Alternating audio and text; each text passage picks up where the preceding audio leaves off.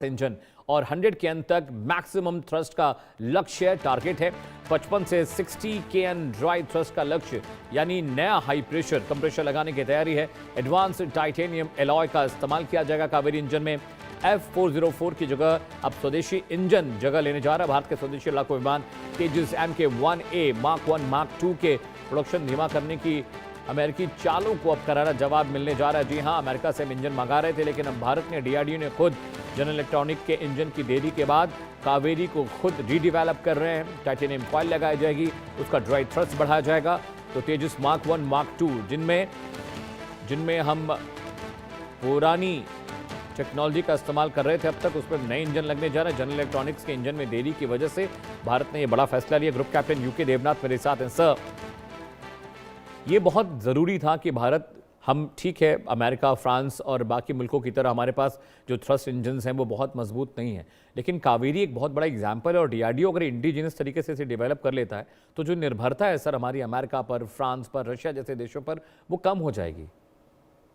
हाँ अमित, इसमें कोई शक नहीं कि एचएएल डीआरडीओ ने बहुत शानदार काम किया है। Gas turbine research establishment Koraput में है और कावेरी इंजन का डेवलपमेंट 2 दशकों से कर रहे हैं। हाँ, कावेरी इंजन जो उन्होंने डेवलप किया था उसमें कुछ छोटी छोटी खामियां थी। इंजन थोड़ा सा बड़ा था।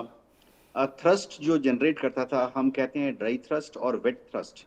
वेट थ्रस्ट कहते हैं जब उसमें आफ्टर बर्नर लगा देते हैं, तो थोड़ा सा कम था।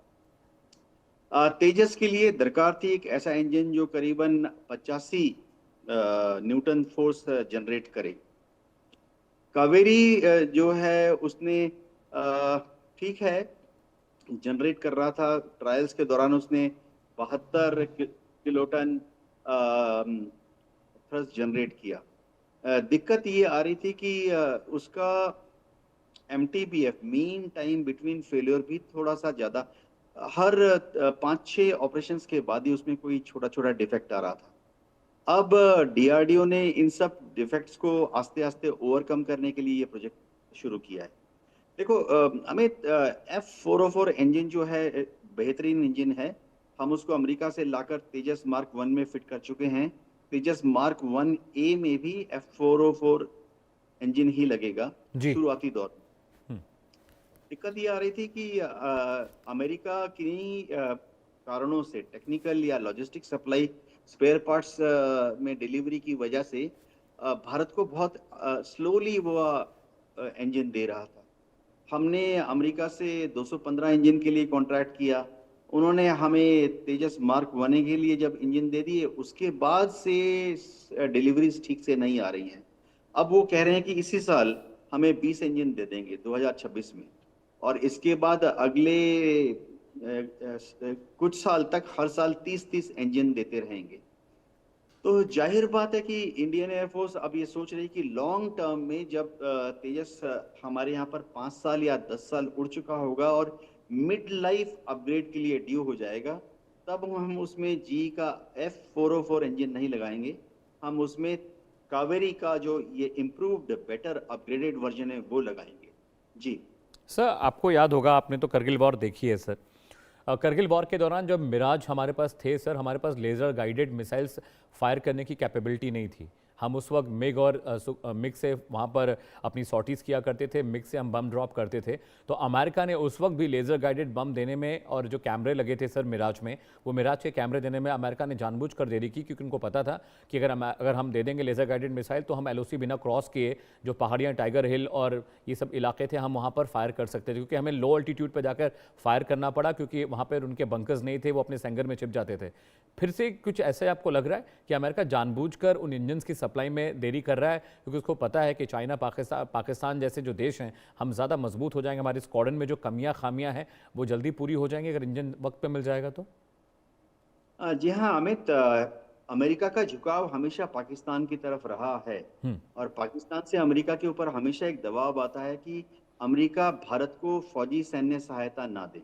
हम्म। अब सवाल उठता है कि तेजस विमान का जो इंजन है, इसके लिए तो हमने सन 2001 में ही अमेरिका के साथ करार किया करार था। कर लिया हम्म। था। तो अमेरिका को पिछले अब तो 26 साल हो चुके हैं, समय मिला है। पाकिस्तान को ये समझाने के लिए कि ये एक कमर्शियल डील है अमेरिका और इंडिया के बीच में। हम्म। अमित, ये बहुत ज़रूरी है समझना कि अमेरिका जब भी कोई हथियार भारत को देता है, तो उसमें बहुत सारे फाइन प्रिंट होती हैं, छोटी-छोटी शर्तें होती हैं। हम्म। पर्दे के पीछे से वो भारत का हाथ भी मरोड़ सकता है। हम्म। तो इसकी काफ़ी संभावना है कि भविष्य में कभी पता लगा युद्ध हुआ है और अमेरिका से F404 इंजन के स्पेयर पार्ट आने बंद हो गए।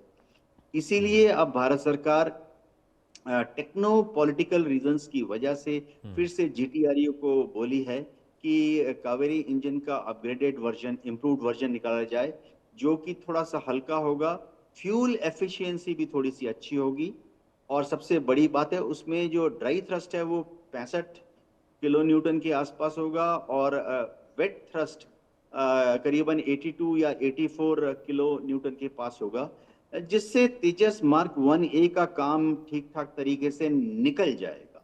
जी। सर एक सवाल मेरा ये भी था, हम जो कावेरी इंजन बना रहे हैं उस कावेरी इंजन की जो लाइफ साइकिल सर बहुत इंपॉर्टेंट है, क्योंकि जी जो बनाता है या फिर जो अमेरिकन कंपनीज हमें इंजन देती हैं उनके थ्रस्ट में कभी कभी खामी नहीं आती है, उनके इंजन इनके इंजन का जो सर्कुलेशन है, जो फ्लो है, उसमें कभी खामी नहीं आती है। लेकिन हमने तेजस में जो इंजन लगाए थे इंडिजिनस अपने सर, उसमें प्रॉब्लम है। 10 सॉर्टीज तो कभी भी पूरी भी नहीं हो पाई, 4-5 सॉर्टीज के बाद कुछ ना कुछ इफेक्ट्स आते थे। तो जब वॉर सिचुएशन हो, तेजस फ्लाई कर रहा हो, तो उस वक्त हम ये बिल्कुल अफोर्ड नहीं कर सकते कि हमारे इंजन का थ्रस्ट ठीक नहीं है, प्रोपल्शन ठीक नहीं है, स्पीड नहीं मिल रही है, पावर नहीं मिल रहा है जेट को आगे बढ़ने के लिए। हाँ, हमें देखो, जितने भी इंजन होते हैं, दो फैक्टर बहुत इंपॉर्टेंट होती है। एक तो अगर इंजन सही भी चल रहा है, फिर भी उनको करीबन 300 घंटे या 600 घंटे उड़ाने के बाद ओवरऑल के लिए भेजना पड़ता है। जैसे चाइनीज इंजन जो हैं, जो कि उन्होंने रवि रशियन से बना के रिवर्स इंजीनियरिंग पे बनाए हैं और अपने जेट एन विमान में लगाए हैं, उनको तो रिपोर्ट के मुताबिक 150 घंटे उड़ाने के बाद ही ओवरऑल के लिए भेजना पड़ रहा है। इसके मुकाबले जो रशियन या पश्चिमी इंजन होते हैं, वो 500 घंटे 600 घंटे उड़ने के बाद ही ओवरऑल के लिए भेजे जाते हैं। वैसे बता दूं, हमारी दुनिया भर की एयरफोर्सेस क्या करती हैं कि एक हवाई जहाज के लिए आमतौर पर 2.5 इंजन खरीद लेते हैं, ताकि एक हवाई जहाज जो है उस एक इंजन के साथ उड़ रहा है, और अगर हो सके, यानी उस तरह से अगर सप्लाई चेन एस्टेब्लिश हो जाए, तो उसी स्क्वाड्रन में एक इंजन रिजर्व में भी पड़ा होता है। और 2.5 इंजन क्यों? जो रियर होता है, जैसे एचएएल हो गया या बेस रिपेयर डिपो हो गया, वहां पर भी समझिए पूरी एयरफोर्स में कोई जहाज 100 जहाज उड़ रहे हैं, तो 100 जहाजों के लिए रियर में या तो एचएएल नासिक में या एयरफोर्स के बेस रिपेयर डिपो में भी 50 इंजन रिजर्व में रखे जाते हैं वॉर टाइम के लिए।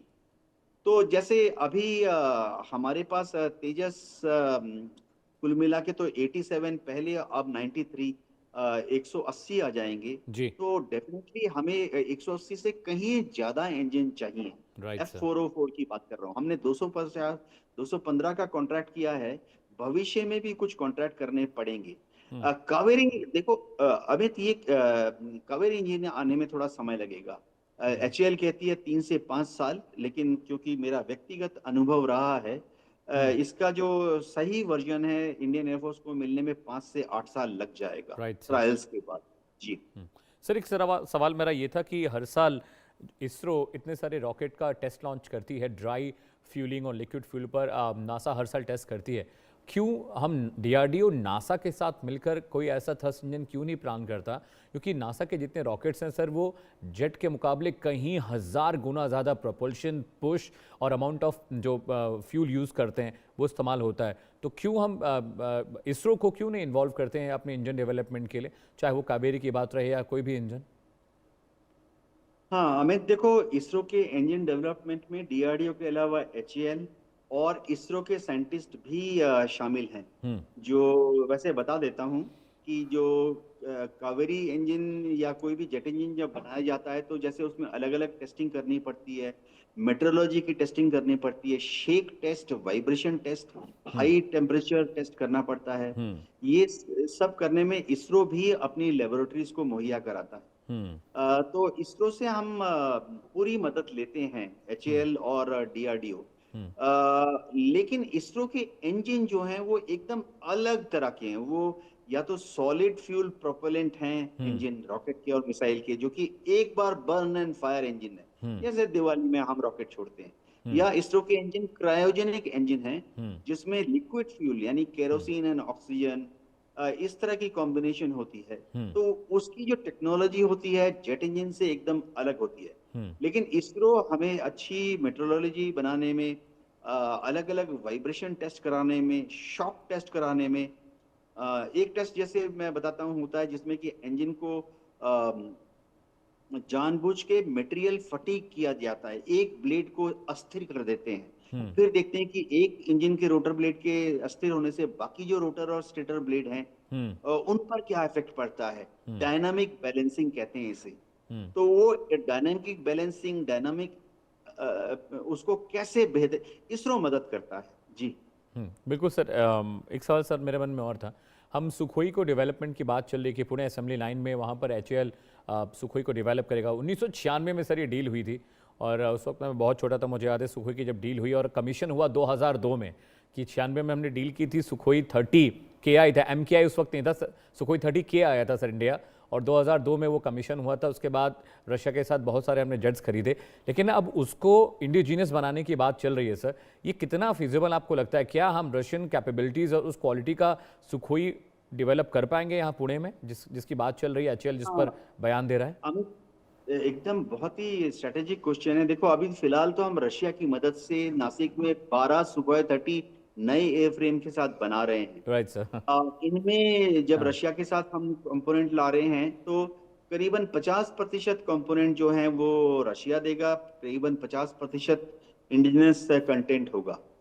जब बाद में हम ये जो प्रेजेंट कॉन्ट्रैक्ट है 12 सुखोई 30 अपग्रेडेड वर्जन जो बना रहे, ये होंगे करीबन 13,500 करोड़ रुपए का अपग्रेड। इसके बाद 60